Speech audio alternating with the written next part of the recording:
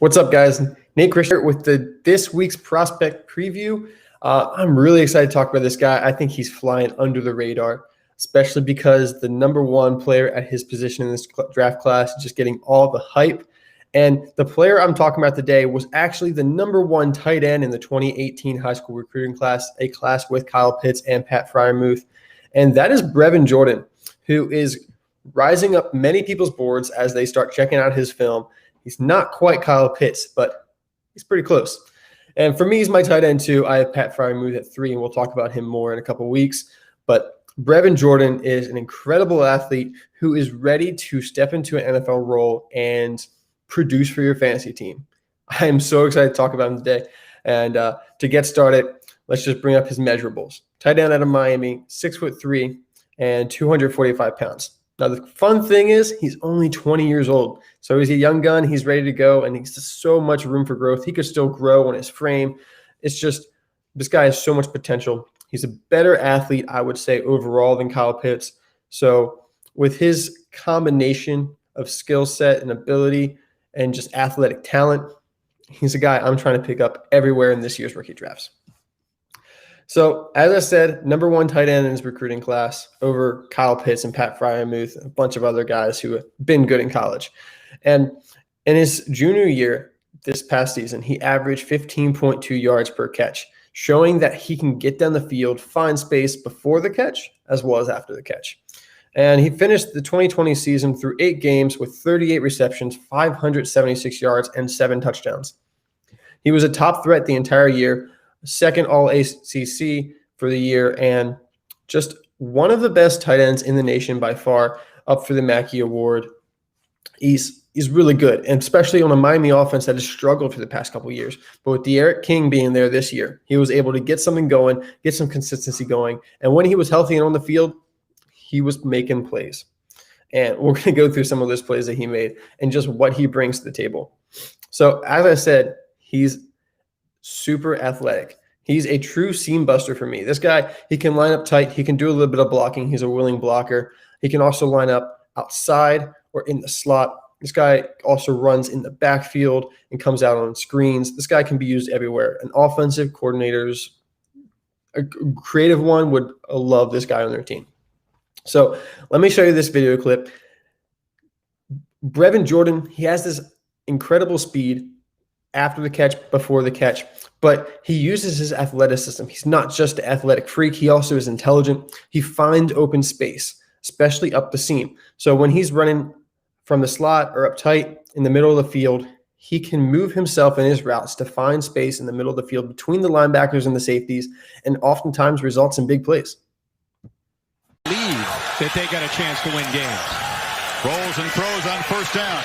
And there's his best weapon, the tight end, Brevin Jordan, the junior. So you see right there, you see that he catches the ball and then he starts running like a running back. If you watch that again, he's going to run, a little sidestep, and then he puts his shoulder down. It looks like a running back out of the backfield. And this is something else I love about him, is that he runs like a running back once he has the ball in his hands. This is something that we love about guys like Laviska Shenault, A.J. Brown, Deebo Samuel in the past. And seeing it in a tight end is really exciting because he's going to get yak. He's going to get yards after catch. He's going to create plays on those little screens as well as up and down the field. So watch again. It looks like a running back coming out of the backfield once he has the ball. That they got a chance to win games. Rolls and throws on first down. And there's his best weapon, the tight end, Brevin Jordan, the junior. And then another clip showing that seam-busting ability to get down the field. Watch as Brevin Jordan starts running and then moves into the middle of the field between the linebackers and the safeties to make the big play. Harris back in the game as the back. And King down the middle, caught, touchdown, Jordan. That man again strikes in Miami. Quickly jumps on top of the Seminoles. Most of the throws outside, so watch his head. He looks outside, opens up the middle, and makes a perfect throw. This time, he's in sync with Brevin Jordan. They love to put him in that slot. Linebackers come up. There's not a safety. As you see on the end of that highlight, he starts coming across the middle of the field, but as soon as he sees the space open in between the safeties and behind the linebackers, he cuts up the field, throws his hand up, gets the touchdown. You know, seeing the intellect of a tight end, especially one who's only 20 years old, you know, that is super exciting. It's something that every team is going to want a guy who's not just athletic, but also smart on the field. And we've seen the athleticism. We've seen the fact that he runs like a running back, and he's just a playmaker. That combo of strength and athleticism along with his intellect on the field, he's a playmaker at the end of the day, and we'll see it here again. Working double duty this week. I mean, can't get enough college football once it starts, especially in the ACC. I'm excited to see Louisville. Chance for a big gainer here. Big gain here by Brevin Jordan. Yeah, and it's really just an easy design touch for him. Just sliding him across the formation, throw him a flat while he's on the move, and then let the big... See, Miami knew what they were doing. You get the ball in Brevin Jordan's hands, and he makes things happen. He splits the defenders there just like a running back, runs over a defender, keeps going. He's a hard guy to bring down. He's only 6'3", but at 245 pounds, he's a thick guy, and he's strong. He's very strong. So I'm sure you're liking what you're seeing so far. I know you love what you're hearing about Brevin Jordan and his potential in the NFL. And his ceiling is huge. Just that combination, everything he brings to the table is just so exciting, especially in the modern NFL where you have tight ends that are used almost exclusively in the slot. But there are some weaknesses with Brevin Jordan's game. Now, these weaknesses I wouldn't even really call true weaknesses. These just things that aren't strengths. He's pretty all-around tight end. But with run blocking, while he's a willing run blocker, he does struggle against top defensive linemen, especially one-on-one. He's good on a double team to take a man with an offensive lineman and really neutralize them. But one-on-one, Brevin Jordan just has he too often is releasing his block too early, and his man can still make a play. So just seeing him follow through those blocks, keep on them through the whistle is something that is really going to be important, and that can be taught. That can be as he understands run concepts more, just how to keep his blocks going and see if he can really set his base against those pass rushers. And another place, which is what really separates Brevin Jordan and Kyle Pitts, because as I've said, Brevin Jordan is very good. But Kyle Pitts is just tight end one in this class, no doubt. It's the size, because Brevin Jordan is 6'3". He's only able to be so dominant in the air with his physicality and with those contested catch situations. He brings down his share of 50-50 balls, but Kyle Pitts, we know, is just dominant in that area. And with Kyle Pitts, the 50-50 balls are like 80-20 balls. With Brevin Jordan, they're still 50-50 balls. He just doesn't have the same frame and size that Kyle Pitts has. So that's what separates him and Kyle Pitts from the tight end 1 to the tight end 2. And I am just constantly upset every week when I do one of these that we don't have a combine this year. There are so many athletic freaks in this draft class, and we would see records be broken if we had the true combine.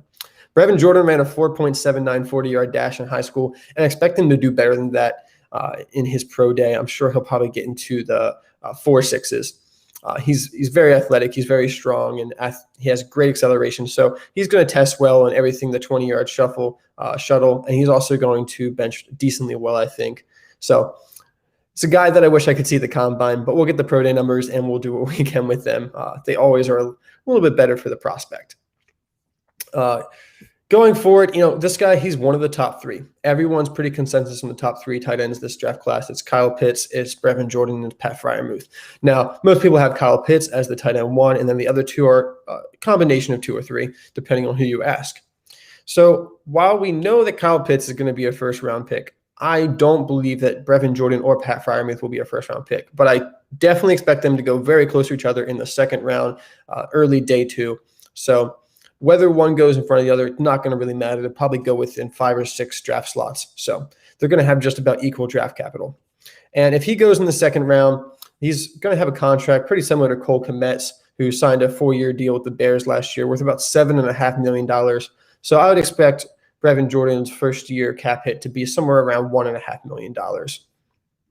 And when we start talking about middle of the second round, teams who need tight ends, there's 2 that really stand out to me and are just perfect fits for Brevin Jordan. I think Brevin Jordan needs to be with a young quarterback and with a good offensive coordinator who's going to use him in multiple spots all around the offense and just get the ball in his hands. The first team that comes up in my mind is the Jacksonville Jaguars, who really don't have any talent right now at tight end, and they do plan to release Tyler Eifert into free agency.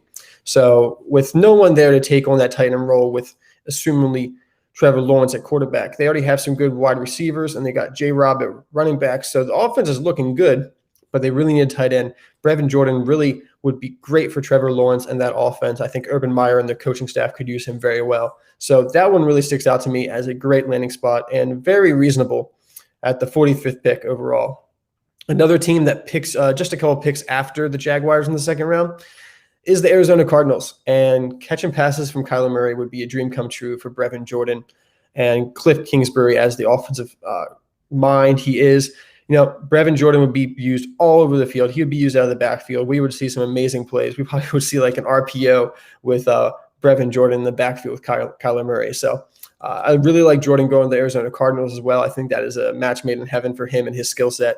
So either one of those that would come true, that would be a big boost for me. But Brevin Jordan's my tight end too. Doesn't matter where he lands. I'm excited about his talents in the NFL. And that's all for today's prospect. Make sure to follow me on Twitter at NateNFL, as well as Dynasty Owner at Dynasty_owner. We'll be bringing you plenty of top-notch content throughout the offseason because Dynasty Fans Football never stops.